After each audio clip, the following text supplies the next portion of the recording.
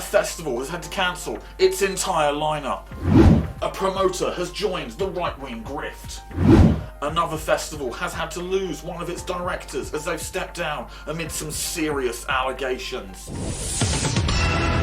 My name is Rob, and this is Brick in Mouth News. Wireless Festival has had to cancel the entirety of its 2026 event, which the residents close to Finsbury Park are rather pleased with, as the park is, more often than not, closed off for the majority of the summer months and is left in an awful state after a season of live events. The festival organisers managed to book an artist who hasn't performed in the UK in over a decade. Unfortunately, it was a self-proclaimed Nazi, a man known for refusing to take his medication, nonsensical rants on Twitter, and loving fish sticks. It was the gay fish himself, Kanye West. Come on. I've been so lonely, girl, I've been so sad and down. Couldn't understand why haters joked around. I wanted to be free with other creatures like me, and now I got my wish. Cause I know that I'm a gay fish, gay fish, gay fish, yo. Mother gay fish, I'm a fish, yo. Now, Kanye isn't beating these allegations, as his chosen return location was Finsbury Park. I hear he finds fins the most seductive part of the fish. Kanye's history of unhinged, unmedicated and anti-Semitic rants, as well as his continued questionable personal life choices, make him utterly toxic to brands globally.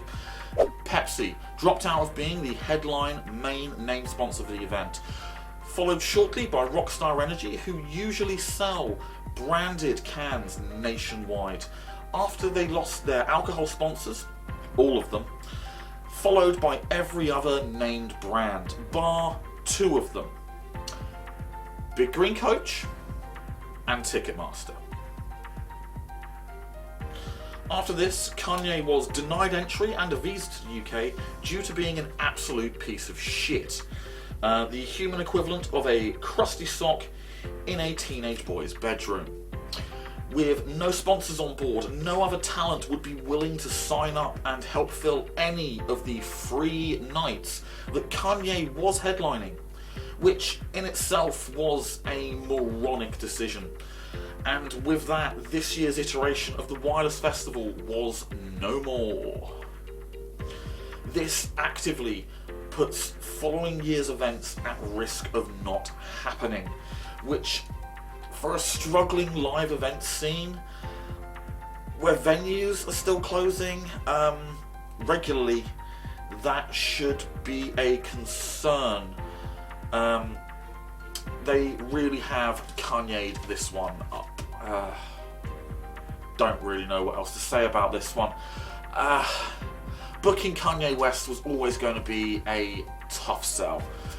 He has had a history of saying some of the most stupid shit going and selling some of the most hateful, disgusting merch on this planet.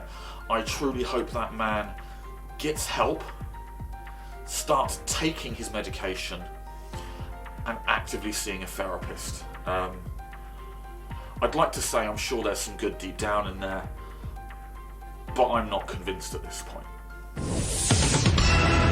Well-known music agent, band manager, event promoter, reality TV star, talent competition judge, and Skeletor impersonator. No, that's still not her. One more time. Close enough. Sharon Osbourne has come under fire for posting that she will attend a far-right anti-immigration rally in London next month. Now, Sharon moved to LA in the mid-90s and lived there through to 2005. In 2002, 2003-ish, she and her husband Ozzy returned to the UK to spend their final years in England. Following Ozzy's death, Sharon has been part-time between LA and England, and she also has dual citizenship to England and America. I hear you're a racist now! Sharon! What? How did you get interested in that type of thing? This has reignited a spat with the hip-hop trio Kneecap, with their group reposting an article about this incident and adding the line, "Fuck Sharon Osbourne." Ultimately, what does this mean for Ozzfest? With Wireless losing 90% of its sponsors after they announced their headline act and eventually cancelling this year's event due to his incredibly right-wing stance on Jewish people, I can't see this as doing anything good for the event.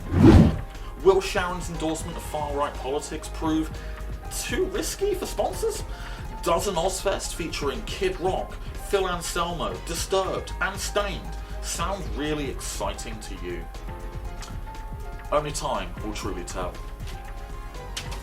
That sounds like shit to me. I do not imagine that a right-wing Ozzfest would be anything good.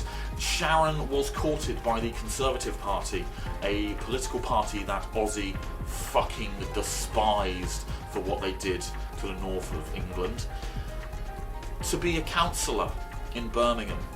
Now, she said she would run as a councillor in Birmingham. That's not happened. That's not happened. She's just on that right-wing grift.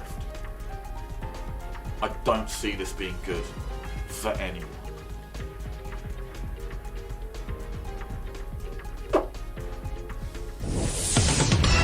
A SlamDunk festival director has had to step down from operations amid some incredibly serious allegations. I do have to stress, this is just allegations in a legal sense, but I will not be toning down the language of this matter as it is such a serious matter. Festival founder Ben Ray has been accused of sexual assault in a lengthy post made by actress and showgirl Jenny Miller. Their interaction started professionally. Under the guise of work opportunities, Miller trusted this prick due to his standing in the music biz and his connections in the industry.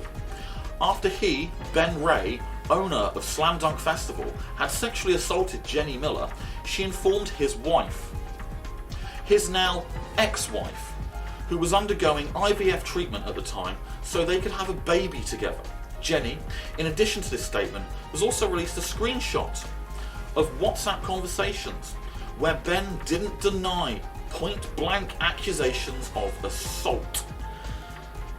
Instead, he seemed more put out that his now ex-wife was informed of his actions, leading to his divorce. Sadly, pop punk is always going to pop punk, hardcore is always going to hardcore, and people in positions of power will always use it to take advantage of others. Ultimately, we will have to see what the actions of Ben Ray, founder, director and primary organiser of SlamDunk Festival, will have on the event and its future. SlamDunk have issued a statement that an unnamed director has stepped down while this matter is ongoing, and that it would be inappropriate to comment on an ongoing legal matter. This doesn't feel like a case of the event circling the wagons to protect one of their own. Their language used is cold, clearly written with the assistance of legal experts and HR representatives. They might very well be worried that company assets were used in this whole debacle. I imagine a good few of the team are spending their evenings on LinkedIn, polishing their CVs up and phoning or emailing industry contacts. That is utterly disgusting that someone with such power in a festival that has been going 20 years now would abuse their position. Then again, it's not really surprising. This is another case of open secrets in the industry. It has been known that this man was questionable at best. Yeah. So, unfortunately, pop punk is going to pop punk and hardcore is going to hardcore.